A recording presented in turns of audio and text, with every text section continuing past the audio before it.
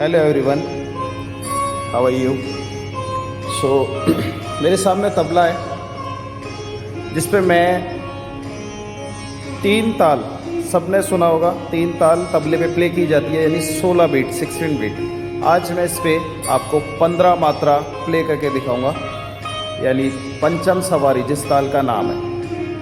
पंचम सवारी ताल, मैं थोड़ा सा इंट्रोडक्शन बता दूं। पंचम सवारी ताल जिसमें 1, 4 और 12 मात्रा पर ताली होती है और इसकी 8वीं मात्रा खाली होती है।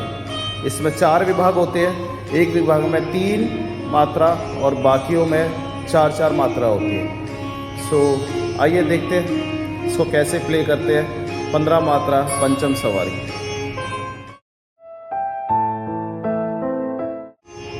नंबरिंग 1, 2, 3, 4, 5, 6, 7, 8, 9, 10, 11, 12, 13, 14, 15।